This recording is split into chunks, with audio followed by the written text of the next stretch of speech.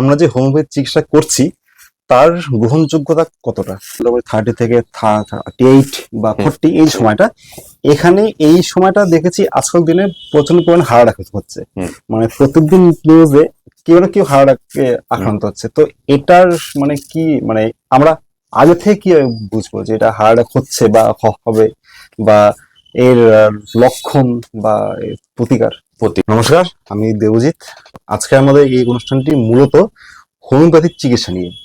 Homeopathic চিকিৎসা মূলত এই ছোট ছোট যে দানাগুলো হয়, ওষুধগুলো, সেগুলোর মধ্যে অনেক বড় একটা গল্প লুকিয়ে আছে। এবং সঙ্গে আছেন ডক্টর বিশ্বজিৎ দত্ত, উনি কোচবিহারে প্র্যাকটিস করেন এবং কোচবিহারে ওনার চেম্বার। স্যার, স্বাগতম আমাদের এবিএন 20.7 আমাদের এই অনুষ্ঠানে। স্যার, প্রথম কোশ্চেন, আমরা যে হোমিওপ্যাথি চিকিৎসা করছি তার গ্রহণযোগ্যতা কতটা, বা সেটা দিয়ে কি সম্পূর্ণ মানে রোগ শেষ হয়? দেখুন, হোমিওপ্যাথি এখন ওভারঅল অ্যাকসেপ্টেন্স, গ্রহণযোগ্যতা অনেকটাই বেড়েছে। আগের থেকে অনেকটাই গ্রহণযোগ্যতা অনেকটাই বেড়েছে, বিশেষ করে আমাদের বাচ্চাদের ক্ষেত্রে এবং বড়দের ক্ষেত্রেও বিভিন্ন অসুখ বা মানুষ যে সমস্ত সমস্যায় ভুগছেন, আমরা আমরা সেই সমস্ত সমস্যা অনেকাংশেই অনেক পেশেন্টকে অনেক ভালো সুষ্ঠু সুরাহা দিতে পারছি। এবার সেক্ষেত্রে হোমিওপ্যাথির ক্ষেত্রে গ্রহণযোগ্যতা সেভাবে অনেকটাই বৃদ্ধি পেয়েছে। এবং এটা দিয়ে কি মানে সম্পূর্ণ রোগ নিরাময় হয়? যেমন হোমিওপ্যাথি চিকিৎসায় অনেক রোগ নিরাময় সম্ভব, যেমন আমারই হয়েছিল স্পন্ডাইটিস ঘাড়ে, তো সেটা আমার হোমিওপ্যাথি চিকিৎসা করেই সেরেছে। ট্রিটমেন্টে আলটিমেটলি সুস্থ হয়েছে আর কি, এটা আমার মানে এবং দেখুন, এবার সম্পূর্ণ নিরাময় হয় এই বিষয়টা জানতে হলে সবার প্রথমে আমাদের বলতে হবে, মানে সমস্ত প্যাথিরই কিছু কিছু যেরকম কিছু কিছু লিমিটেশনস থাকে, সেরকম কিছু কিছু ডিজিজ স্পেসিফিক কিছু কিছু লিমিটেশনস থাকে। যেরকম কোনো ভাইরাল ফিভার যদি হয়, সেক্ষেত্রে ভাইরাল ফিভার থাকে বা কোনো ব্যাকটেরিয়াল ইনফেকশন হয়, সেক্ষেত্রে আমাদের মেডিসিন দিলে পরে পেশেন্ট নির্দিষ্ট সময় পর আলটিমেটলি রিকভার করে যায়। কিন্তু কিছু কিছু অসুখ যেগুলো autosomal dominant disorder, autoimmune disease, plus যেরকম সাপোজ এসএলই, বা ধরুন রিউমাটয়েড আর্থ্রাইটিস, বা ধরুন অ্যানকাইলোজিং স্পন্ডাইলোসিস, যেগুলো HLA-B27 ডিপেন্ডেন্সি, যেগুলো অটোইমিউন ডিজিজ, যেগুলো অটোসোমাল ডোমিনেন্ট ডিসঅর্ডার, সেগুলোর ক্ষেত্রে রিকভারি কখনো সম্ভব হয় না। কিন্তু সেই ক্ষেত্রে আমরা মেডিসিন দিয়ে, আমাদের ক্ষেত্রেও ঠিক যেরকম মডার্ন মেডিসিনের ক্ষেত্রেও পেশেন্টকে কিছুটা সিমটোমেটিক রিলিফ দিতে পারি, এবং ডিজিজ প্রোগ্রেশন যেটা হয় সেটা যাতে কিছুটা ডিলে করা যায়, বা পেশেন্ট যেরকম প্রচন্ড ব্যথায় ভুগছে অ্যানকাইলোজিং স্পন্ডাইলোসিসের ক্ষেত্রে বা রিউমাটয়েড আর্থ্রাইটিসের ক্ষেত্রে, এবং রিউমাটয়েড আর্থ্রাইটিসের তো একটা স্লোলি প্রোগ্রেসিং, আস্তে আস্তে মানুষের জয়েন্ট গুলো ইনভলভমেন্ট হয়, স্মল জয়েন্ট, তারপরে লার্জ জয়েন্ট ইনভলভমেন্ট হয়, আস্তে আস্তে মানুষের ক্ষেত্রে ডিসএবিলিটি চলে আসে, যে মুভমেন্টের সমস্যা হয়। সেটা যাতে যতটা ডিলে করা যায়, পেশেন্টের পেইন যতটা কম করা যায়, এবং পেশেন্ট পেইনটা কম নিয়ে এবং যতটা স্বাভাবিক লাইফস্টাইল মেনটেন করতে পারে, সেদিকে আমরা ফোকাস করি। একটা কথা মানে সবাই বলে যে হোমিওপ্যাথি চিকিৎসা প্রথমে যখন শুরু হয় তখন সে রোগটাকে বাড়িয়ে দেয়, আচ্ছা, এবং তারপর কাছে সেটাকে মানে ঠিক করে। কিন্তু এটা কতটা মানে আপনার কি মনে হয়? যে না, রোগটা ঠিক বাড়ে না। আমাদের ক্ষেত্রে একটা বিষয় আছে, এটা হচ্ছে হোমিওপ্যাথিক অ্যাগ্রাভেশন। সাপোজ আমাদের ক্ষেত্রে বিশেষ করে স্কিনের স্পেসিফিক কিছু রোগ, যেরকম বলছি যে অটোইমিউন ডিজিজের মধ্যে যেটা সোরিয়াসিস একটা আছে, প্লাস ফাঙ্গাল ইনফেকশনের মধ্যে যেরকম টিনিয়া কর্পোরিস, টিনিয়া ভার্সিকুলার, এই সমস্ত যে ডিজিজগুলো আছে, ম্যাক্সিমাম ক্ষেত্রেই পেশেন্টরা মডার্ন মেডিসিনে ট্রিটমেন্ট করে আসেন। ও ক্ষেত্রে কোনো প্যালিয়েটিভ মোড অফ ট্রিটমেন্ট করে আসে, বা কোনো স্টেরয়েড অ্যাপ্লিকেশন থাকে, সেই ক্ষেত্রে স্টেরয়েড অ্যাপ্লিকেশন করলে পরে স্বাভাবিকভাবেই পেশেন্ট মনে করে যে আমার এই সমস্যাটা অনেকটা ইমপ্রুভ করে গেছে, কিন্তু সমস্যাটা পুরোপুরি যায় না। সেক্ষেত্রে আমাদের মেডিসিন যখন দেওয়া হয়, সেক্ষেত্রে আগে যেগুলো আন্ডারলাইন এগুলো চাপা পড়ে গেছে, সেগুলো আবার রিল্যাপস করে। তারপরে ধীরে ধীরে সেক্ষেত্রে টিনিয়া কর্পোরিসের ক্ষেত্রে সেগুলো আমাদের মেডিসিনে আস্তে আস্তে অনেকটা 100% কিওর হয়ে যায়। কিন্তু সোরিয়াসিসের ক্ষেত্রে সোরিয়াসিস যেহেতু একটা অটোইমিউন ডিজিজ, সেক্ষেত্রে সোরিয়াসিস কখনো 100% কখনোই রিকভার হয় না। মেডিসিন দিলে পরে পেশেন্ট অনেকটা ভালো থাকে, আলটিমেটলি দেখা যায় যে 100% ঠিক হয়ে গেছে বা 90% অনেকটা ইমপ্রুভ করেছে, কিন্তু আফটার 2-3 বছর পরে আবার রিকভার মানে আবার রিকার করতেই পারে। আচ্ছা, তো এখন তো শীতকালে যেগুলো রোগগুলো হয় আমাদের মেইনলি হাঁপানি হয়, দেন ব্রঙ্কাইটিস হয়, বা সবার শরীরে এখন একটা নতুন রোগ, সেটা ব্যথা। সবার মোটামুটি কোমর, ঘাড়, হাত সবারই ব্যথা। তো এই রোগগুলোর কি আছে, মানে চিকিৎসা কি আছে এবং তার প্রতিকার কি আছে? এবার হাঁপানি অ্যাকচুয়ালি বা অ্যাজমা হুম। বা ব্রঙ্কাইটিস এগুলো একটি আমরা একটা জেনারেল টার্ম যেটা COPD chronic COPD obstructive pulmonary disease, হুম।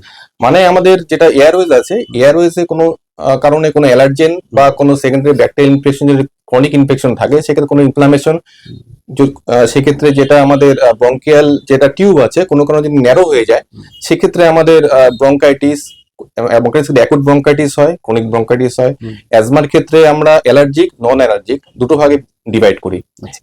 অ্যালার্জিক অ্যাজমা থাকে, আর নন অ্যালার্জিকের মধ্যে আমরা অনেক ক্ষেত্রে দেখি যে ব্যাকটেরিয়াল ইনফেকশন, কারো যদি রেকারেন্ট কোনো ব্যাকটেরিয়াল ইনফেকশন হয় বা কোনো পোস্ট টিবি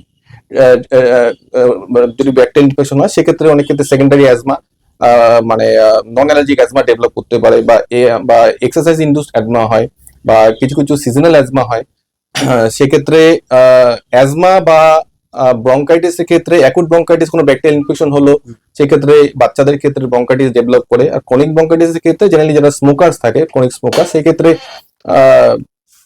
ওই স্মোকার স্কার্ফ যেটা বলে ওটা ব্রঙ্কাস রেলস বেরোয়, সেক্ষেত্রে মানুষের ক্ষেত্রে শ্বাসের সমস্যা হয়, ব্রিদিং ডিস্ট্রেস হয়। সেক্ষেত্রে ট্রিটমেন্ট অ্যাজমার ক্ষেত্রে যেটা বললো, আমাদের ক্ষেত্রে তো টোটালি সিমটোমেটিক ট্রিটমেন্ট, আমরা পেশেন্টের সিমটম টোটালি করে মেডিসিন দিই। কিছু কিছু স্পেসিফিক মেডিসিন আছে সেক্ষেত্রে পেশেন্টের সিমটোমেটিক টেম্পোরারি প্যালিয়েশন হয় আর কি, টেম্পোরারি ইমপ্রুভমেন্ট করে। আর লং টার্ম মেডিসিন খেলে পেশেন্টের যে অ্যাজমাটিক যে টেন্ডেন্সিটা যেটা আছে সেটা রিকারেন্সিটা অনেকটা অনেকদিন পর পর হয়, সেটা 15 দিন হলো পর পর, ধরুন 1 মাস পর পর বা 2 মাস পর পর, 6 মাস পর অনেকটা দিলে পেশেন্ট অনেকটা বেটার ফিল করে। এবং ব্রঙ্কাইটিসের ক্ষেত্রেও এগুলো আর কি পুরোপুরি কিওর হয় না, সেটা ট্রিটমেন্টে থাকতে হয়, পেশেন্ট ভালো থাকে। অ্যালোপ্যাথির ক্ষেত্রে যেরকম কোনো ইনহেলার লং টাইম ইউজ করতে হয়, সেক্ষেত্রে দেখা যায় যে ইনহেলার ডিপেন্ডেন্সি অনেকটা কমে আসে। এবার অ্যাজমার ক্ষেত্রে বা ব্রঙ্কাইটিসের ক্ষেত্রে মেইনলি আমি যে শীতকালের ক্ষেত্রে যেটা বলবো, শীতকালে অ্যাকচুয়ালি আমাদের যেটা ডাস্ট ফগ, মানে যেটা ফগ যেটা কুয়াশা, আর স্মোক যেটা বাতাসে ধূলিকণা, অ্যাকচুয়ালি ওটা স্মোক তৈরি হয়, সেটাই আর কি নাক দিয়ে ঢুকে সেক্ষেত্রে আমাদের ইনফ্লামেশন অ্যালার্জিক রিয়াকশন করে, সেক্ষেত্রে ব্রঙ্কিয়াল টিউবে ইনফ্লামেশন করতে পারে, সেক্ষেত্রে তাদের শ্বাসকষ্টের পরিমাণ অনেকটা বেড়ে যেতে পারে। সেক্ষেত্রে বাচ্চা বা বয়স্কদের ক্ষেত্রে কিছু প্রিকশনস নিতে হবে, যেরকম বাইরে যখন বেরোবো আমরা নাক আর মুখটা বিশেষ করে আমরা টোটাল মাফলার দিয়ে ঢেকে তারপর বেরোবো। এবং খুব ভোরবেলা যারা মর্নিং ওয়াক করেন, মানে সূর্যের আলো আসার আগে না বেরোয়, সূর্য আলো উঠবে তারপরে সে মর্নিং ওয়াক করবে। এবং খুব সকালবেলা বা সন্ধ্যার পর থেকে বয়স্ক লোক আর বাচ্চাদেরকে না বের করলে একটু বেটার হবে। শীতকাল মানে হচ্ছে জ্বরের সময়, এই সময় মানে সবার জ্বর সর্দি কাশি, তো এই সময় আমাদের ঠাকুমারা বলতেন যে জ্বর হলে বেশি করে খাবার খেতে, বা বেশি করে ওই স্যুপ, গরম জল বা চা কফি এগুলো খেতে, বা এমনি খাবার খেতে। তো এই যে খাবার খেলে শক্তি বাড়ে বা শরীর দুর্বল হয় না, এটা তো সবাই জানি, নর্মালি তাই হয়, কিন্তু মানে এটা কতটা যুক্তিসঙ্গত যে জ্বর হলে খাবার খেলে আমরা দুর্বল হব, এটা আসলে এখনকার দিনে বা এখনকার আগে থেকেই যে এই ওয়েদার চেঞ্জ যেটা হয়, মানে এই বর্ষাকাল থেকে আপনি শীতকালের দিকে এন্ট্রি করছি, বা টোটাল এই যে উইন্টার সিজনটা, জেনারেলি ভাইরাল ফিভার গুলো একটু প্রাদুর্ভাবটা বেশি হয়। আর বিশেষ করে শীতকালে যখন টেম্পারেচার যখন ফ্লাকচুয়েশন হয়, এই গরম হচ্ছে, এই হঠাৎ করে ঠান্ডা হচ্ছে, তখন ভাইরাস গুলো অ্যাক্টিভেশন হয়, রিঅ্যাক্টিভেশন হয়। সেক্ষেত্রে ইনফ্লুয়েঞ্জা, ফ্লু, এই জাতীয় যে ভাইরাস গুলো বা অ্যাক্টিভেশন হওয়ার কারণে যে ভাইরাল ফিভার গুলো যেগুলো হচ্ছে উইন্টার সিজনে, সেগুলো পেশেন্ট দেখা যায় যে অনেকদিন ধরে জ্বরে 5 দিন 7 দিন ধরে একটা জ্বরে ভোগে, কিন্তু পেশেন্টের ক্ষেত্রে দেখা যায় ম্যাক্সিমাম ফিজিক্যাল ডেবিলিটি থাকে, প্রচন্ড উইকনেস থাকে। সেক্ষেত্রে সেই সমস্ত পেশেন্টের ক্ষেত্রে আমরা বলি যে ইলেকট্রোলাইট বডিকে হাইড্রেট করতে, সেই ক্ষেত্রে সল্ট ওয়াটার বা ফ্রুটস, সিজনাল যে ফ্রুট গুলো সেগুলো ঠিকঠাক সাফিসিয়েন্ট খেতে, পেশেন্টের প্রোটিন ঠিকঠাক খেতে, স্যুপ, ভেজিটেবল স্যুপ যদি বেশি করে খায়, ঠিক সাফিসিয়েন্ট খায়, সেক্ষেত্রে পেশেন্টের উইকনেস বা ডেবিলিটিটা অনেকটা ইমপ্রুভ করবে। যেটা পেশেন্ট যদি ক্যালোরিটা বেশি ইনটেক করে, সেক্ষেত্রে পেশেন্ট এনার্জিটা বেশি পাবে। আগে যেরকম হতো হোমিওপ্যাথি চিকিৎসা, ছোট ছোট দানার মতন যে গুলিগুলো হয় আর কি, সেগুলো দিয়ে হতো। তো এখন কি কি চেঞ্জেস এসেছে হোমিওপ্যাথি চিকিৎসাতে? এখন মেডিসিন অ্যাডমিনিস্ট্রেশনের ক্ষেত্রে আগে যেটা গ্লোবুলসে হতো, গ্লোবুলসের সেই আগের যে মেথডটা সেটা এখনো অ্যাপ্লাই হয়, কিন্তু রিসেন্টলি আমরা বেস্ট ডিস্টিল ওয়াটারে পেশেন্টকে মেডিসিন ডিসপেন্স করার দিকে ফোকাসটা বেশি করি। তার সাথে সাথে কিছু কিছু পেটেন্ট মেডিসিন এসছে, সেগুলো স্টিপ ফর্মেও কিছু কিছু, আমাদের টাইট্রেশন ফর্মে কিছু, ট্যাবলেট ফর্মে এসছে, কিছু পেটেন্ট মেডিসিন, জার্মান ড্রপস ফর্মে কিছু কিছু এসছে। এখন অনেকটা চেঞ্জ হয়ে গেছে, আগের থেকে অনেকটা ইমপ্রুভ করেছে, বিভিন্ন মাল্টিনেশনাল কোম্পানি আমাদের এখানে এসছে। সেক্ষেত্রে আমাদের মেডিসিনের প্যাকেজিং থেকে শুরু করে সবকিছু অনেক ওভারঅল ইমপ্রুভমেন্ট হয়েছে। আচ্ছা আচ্ছা। আর এই শীতকালে আমরা দেখেছি হার্ট অ্যাটাকটা সবার খুব বেশি হয়, হুম। হার্ট অ্যাটাক বা ব্রেন স্ট্রোক যেটা হয় সেটা খুব বেশি হয় সেটা। তো অল্প বয়সে মানে আমাদের মতন যারা ইয়াং এজ আছে মোটামুটি 30 থেকে 38 বা 40 এই সময়টা, এখানে এই সময়টা দেখেছি আজকাল দিনে প্রচন্ড পরিমাণে হার্ট অ্যাটাক হচ্ছে। মানে প্রত্যেকদিন নিউজে কেউ না কেউ হার্ট অ্যাটাকে আক্রান্ত হচ্ছে। তো এটার মানে কি, মানে আমরা আগে থেকে কি বুঝবো যে এটা হার্ট অ্যাটাক হচ্ছে বা হবে, বা এর লক্ষণ বা এর প্রতিকার? এবার হার্ট অ্যাটাক নিয়ে বলতে গেলে সর্বপ্রথমে আমাদের বলতে হবে হার্ট অ্যাটাক কিভাবে প্রিভেনশন করবো আমরা, হ্যাঁ, যাতে না হয়। প্রিভেনশন। ইয়ং অ্যাডাল্টের ক্ষেত্রে দেখা যাচ্ছে এখনকার দিনে 30 প্লাস ছেলেদের ক্ষেত্রে, ইয়ং জেনারেশন ছেলেদের ক্ষেত্রেও সেক্ষেত্রে ওদের হার্ট অ্যাটাক অনেকের টেন্ডেন্সি অনেকটা বাড়ছে। এবার এটা বলতে গেলে সর্বপ্রথম আমাদের ছোট বাচ্চা থেকে শুরু করতে হবে। এখনকার দেখি আমরা আমাদের মায়েরা ছোট বাচ্চাদেরকে বাইরে গেলে একটু বাইরে প্যাকেজিং খাবারগুলো খাওয়াচ্ছে বা সুগারি কন্টেন্ট বেশি খাওয়াচ্ছে, বাচ্চা একটু ফুলে যাচ্ছে, নাদুসুদু হচ্ছে। মানে আজকালকার দিনে মায়েদের বাচ্চারা একটু যদি নাদুসুদু ফোলা না হয় মনে হয় না বাচ্চাটা মানে ঠিকমতো খাচ্ছে না, রোগা হয়ে যাচ্ছে। কিন্তু এটা অ্যাকচুয়ালি বাচ্চাদের ক্ষেত্রে, মায়েদের ক্ষেত্রে একদম রং কনসেপ্ট। মায়েদের ক্ষেত্রে এটা মাথায় রাখতে হবে আমার বাচ্চা কতটা অ্যাক্টিভ আছে, খেলতে খেলতে হাবিয়ে যাচ্ছে কিনা, কোনো জায়গায় চুপচাপ বসে থাকছে কিনা, এনার্জি পাচ্ছে কিনা সেটা দেখতে হবে। বাচ্চা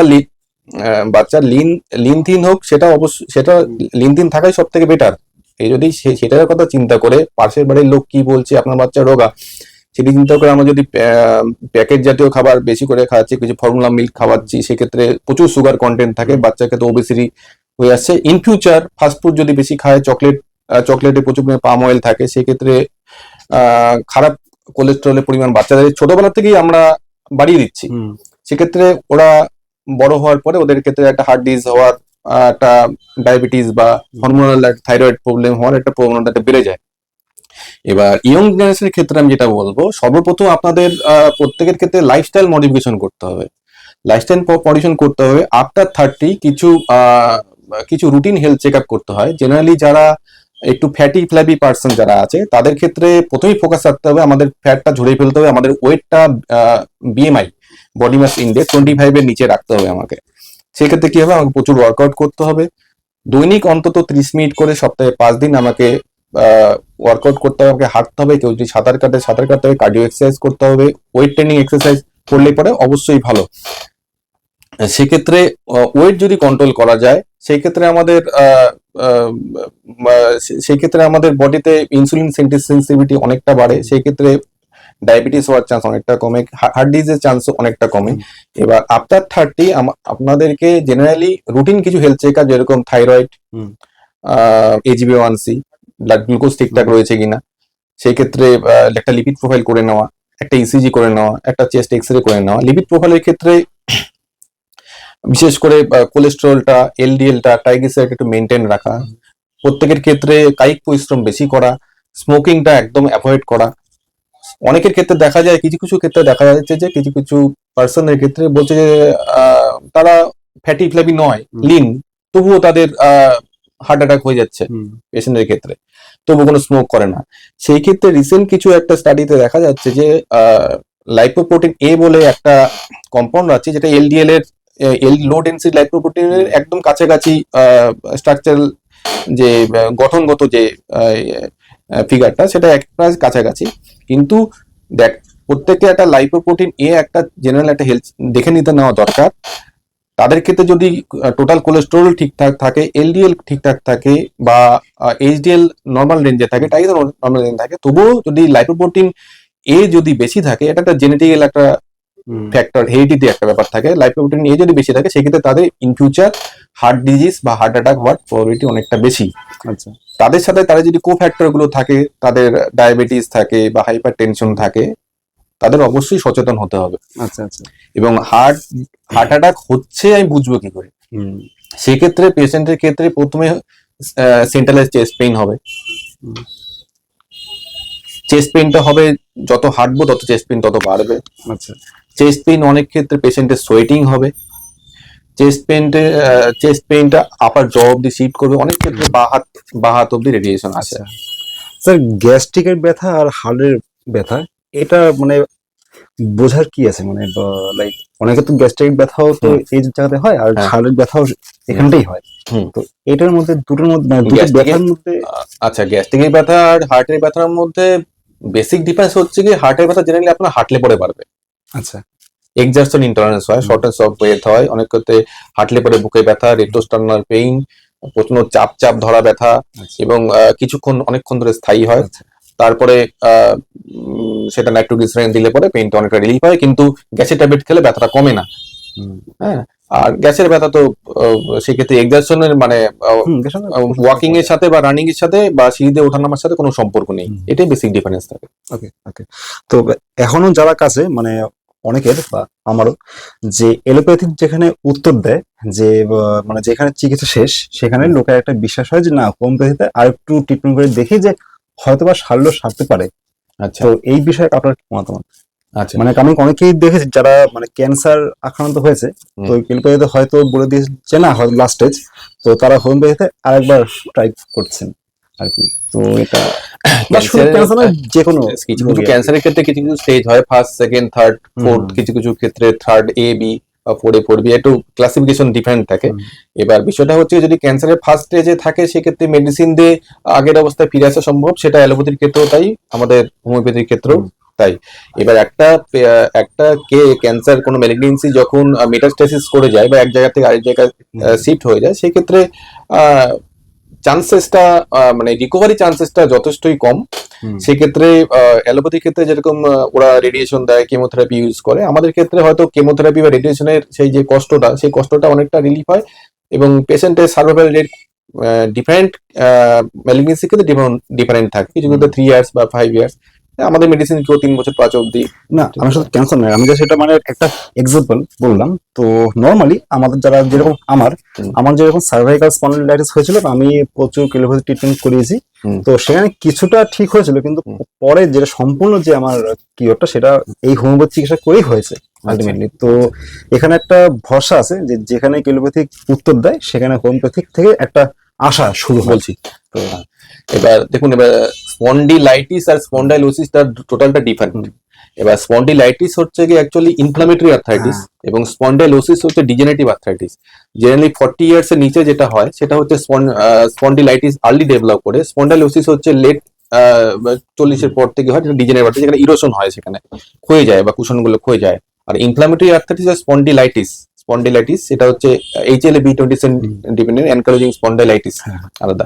এবার স্পন্ডাইলোসিস এর ক্ষেত্রে আমরা যেটা বলবো, স্পন্ডাইলোসিস ক্ষেত্রে আমাদের মেডিসিনের ক্ষেত্রে পেশেন্টের সিমটোমেটিক রিলিফ তো অবশ্যই হয়, ডিজিজ প্রোগ্রেসটা যাতে ওখানে আটকে যায় বা যতটা ডিলে করা যায়, আগেও যেটা বলেছি সেটাই।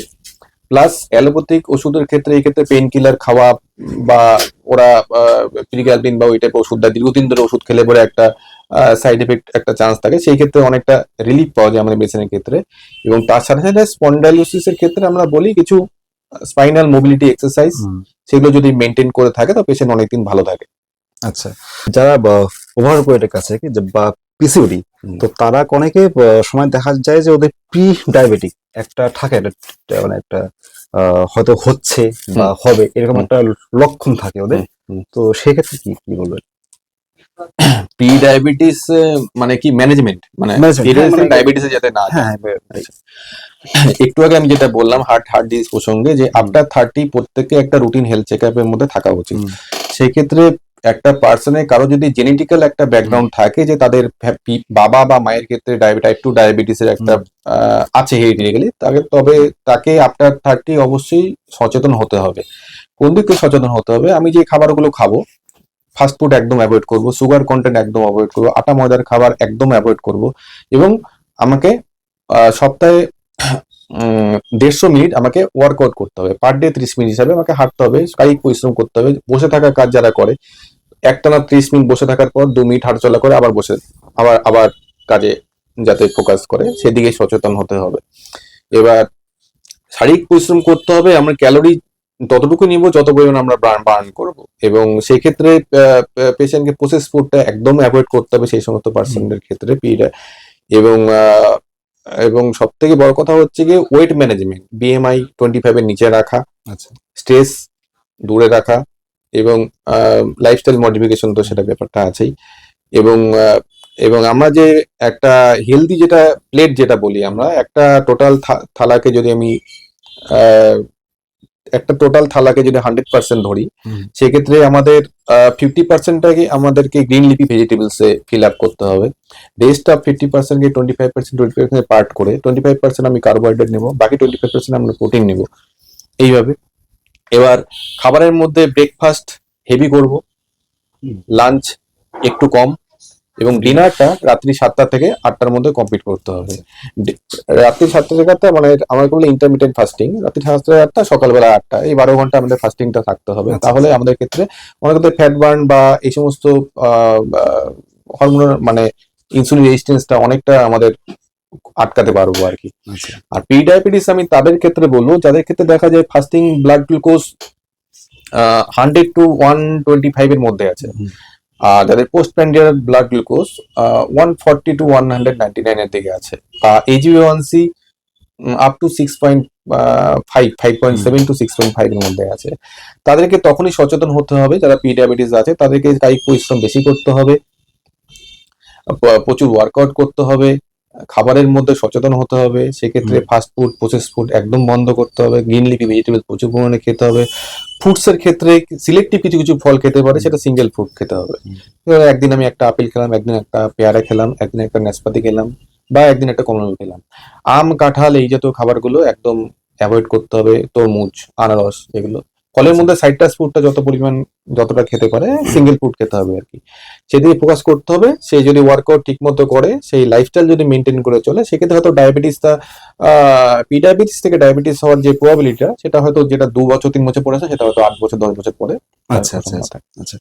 এখন শেষ একটা কোশ্চেন, সেটা সবচেয়ে মারাত্মক কোশ্চেন, যে আজকাল দিনের যারা ছেলেমেয়েরা আছে আর কি, ওদের বিভিন্ন কারণে ডিপ্রেশন হয়। সেটা হচ্ছে ব্রেকআপ ইস্যু, মানে প্রেম করছে, প্রেম কেটেছে, তার সম্বন্ধে একটা ব্রেকআপ, আর বিভিন্ন ধরনের মানে যেগুলো ডিপ্রেশন আমরা ফিল করি বা সবসময় সবারই হয় ডিপ্রেশন, কাজের ক্ষেত্রে আছে। তো এক্ষেত্রে হোমিওপ্যাথি চিকিৎসা কতটা কার্যকর বা কতটা এফেক্টিভ? পেশেন্টের ক্ষেত্রে এখনকার দিনে ইয়ং জেনারেশনের ক্ষেত্রে আমরা ম্যাক্সিমাম পাচ্ছি যেটা অ্যাংজাইটি, একটা ডিপ্রেশন, সেই ক্ষেত্রে একটা তার থেকে প্যানিক অ্যাটাকস হচ্ছে, তার থেকে পেশেন্টের ঘুম হচ্ছে না, সব অস্থির অস্থির ভাব একটা, এই ব্যাপারগুলো এখনকার দিনে ইয়ং জেনারেশনের ক্ষেত্রে, বিশেষ করে আনএমপ্লয়মেন্ট প্লাস বিভিন্ন ফাইন্যান্সিয়াল কারণে হোক বা যে কোনো কারণেই হোক, একটা একটা সমস্যা তৈরি হচ্ছে। সেক্ষেত্রে আমাদের ক্ষেত্রে যথেষ্ট মেডিসিনের স্কোপ রয়েছে এবং পেশেন্ট অনেকটা বেটার থাকে। তার সাথে সাথে পেশেন্টকে সাইকোলজিক্যাল কাউন্সিলিং করার প্রয়োজন হয়। Psychological counselling plus medication plus কিছু পেশেন্টকে ভালো রাখার জন্য যেটা তার ভালো লাগে, যেখানে যেখানে নেগেটিভ কোনো আলোচনা হচ্ছে সেই জায়গাটা অ্যাভয়েড করা, পজিটিভিটি অফ মাইন্ডের ক্ষেত্রে ফোকাস করা, কিছু কিছু ভালো বই পড়া বা কোথাও ঘুরতে যাওয়া, মনটাকে যাতে ভালো রাখা যায় সেদিকে ফোকাস করলে পরে পেশেন্ট অনেকটা রিকভার করে। তাহলে স্যার অনেকটা বললেন যে আমার মানে যেগুলো কোশ্চেন ছিল আমাদের নর্মালি আমাদের দৈনন্দিন জীবনে, আপনাকে যদি কেউ দেখায় বা কেউ যদি আপনার সঙ্গে কনসাল্ট করতে চায়, তো তাকে তাহলে কোথায় যোগাযোগ করতে হবে? আমি প্রত্যেক মঙ্গলবার, বৃহস্পতিবার ও শনিবার বিকেল 4:30 থেকে 7টা অবধি এই নিউজ হলের পাশে রিলায়েবল হোমিওপ্যাথিক ফার্মেসিতে বসছি। তার সাথে সাথে প্রত্যেকদিন 7টার পরে বাবুরহাটে হোমিওপ্যাথিক ক্লিনিকে পাবেন, আর হরিশপালের কেয়ার হোমিও ফার্মেসিতে ওখানেও আমাকে অ্যাভেলেবেল পাবেন সোমবার, বুধবার, শুক্রবার বিকেল 4:30 থেকে 7টা পর্যন্ত।